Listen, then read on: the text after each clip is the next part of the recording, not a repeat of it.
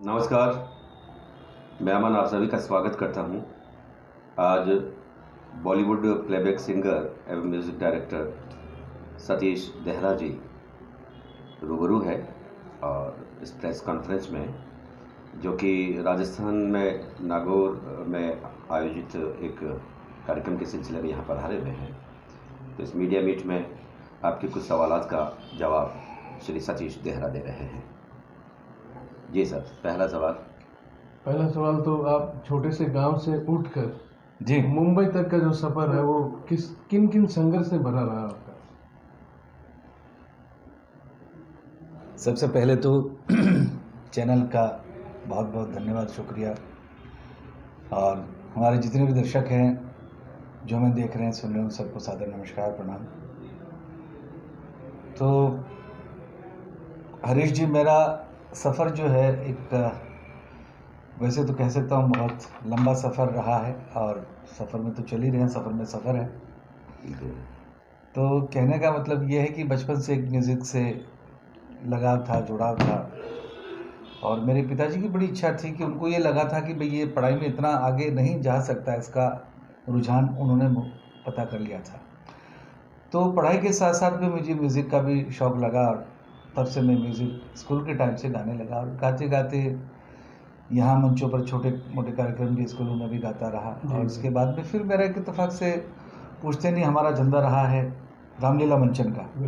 मेरे बड़े भाई वगैरह सब यही काम करते हैं। तो उस ज़माने में जब सीरियल वगैरह नहीं होता था तो उसमें भी मैं व्यासगद्दी करता था, उसमें गाने का। ये सिलसिला चलते चलते हम मुंबई ले गया। तो मुंबई में फिर मैंने एक कंपटीशन में भाग लिया और उसमें मुझे प्लेबैक सिंगर का अवार्ड मिला। तब से मैंने एक मानस बना लिया कि मुझे इस मुंबई नगरी में ही रहना है। तो ये सिलसिला वहाँ से बड़ा शुरू हुआ। सर, चुनौतियाँ कितनी रही होगी आप? चुनौतियों का तो कोई अंत नहीं है। चुनौतियाँ तो बहुत होती, चारों तरफ से चुनौतियों का घेराव होता है। आप जो सोचते हैं, कभी कभी ऐसा भी होता है कि हम सोचने में तो बड़े सक्षम हो जाते हैं, लेकिन उसको करने में बड़ी दिक्कतें आती है। उसको मशक्क़त के बाद वो चीज़ें हासिल होती हैं। तो मैंने सोचा तो यही था कि बहुत कुछ करूं, बहुत कुछ करना है, बहुत कुछ ईश्वर की दया से किया भी है और बहुत कुछ करना है।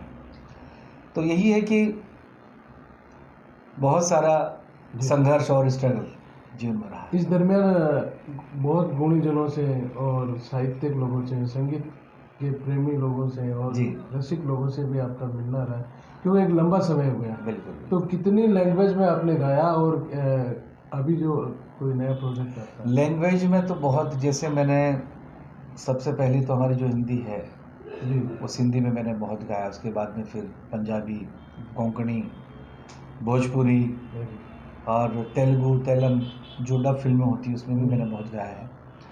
उसके बाद में फिर बंगाली और गुजराती, इन सब भाषाओं में मैंने गाया है। अभी की बात रिसेंटली कहूँ तो वैसे बीच में जो काम हुआ, जैसे रामायण का हुआ, राजकपूर साहब की फिल्म में हिना में गाने का हुआ, बालिका वधू में हुआ। एक समय ऐसा भी था कि सारे जितने सीरियल्स आते थे टीवी पर, जितने, उन सब में मेरी वॉइस रही है। ऐसा भी एक समय था। रामायण आपका माइलस्टोन रहा है। जी जी जी। तो रामायण तो एक ऐसा था कि न भूतो न भविष्यति मेरा सीरियल था। तो इतनी बड़ी एक उपलब्धि मेरे जीवन में सबसे बड़ी मानता हूँ। तो रामायण में बहुत रमदेव जी, कृष्णा भी काफ़ी पॉपुलर था। कृष्णा और जय दुर्गा, साईं बाबा, अलिफ लैला, मैथोलॉजी साइड में काफ़ी बहुत धार्मिक। हाँ, सीरियल ज़्यादातर इसी में होते थे। तो उनकी बड़ी लंबी कहानियाँ, इनमें सब काफ़ी कुछ हमारा इतिहास छुपा हुआ था। तो वो चीज़ों को लोग स्प्रेड करते थे। तो एक गाने का माध्यम उसके ज़रिए से बना। अभी राजस्थानी में अभी राजस्थानी थोड़ा अनुभव है आपको, और आपकी काफ़ी जो फिल्मी गाने हमने भी सुने हैं, जी, जी। शूट भी किया है। तो ये जो सफ़र के एल्बम आपके बहुत राजस्थानी के हिट रहे, तो वो दौर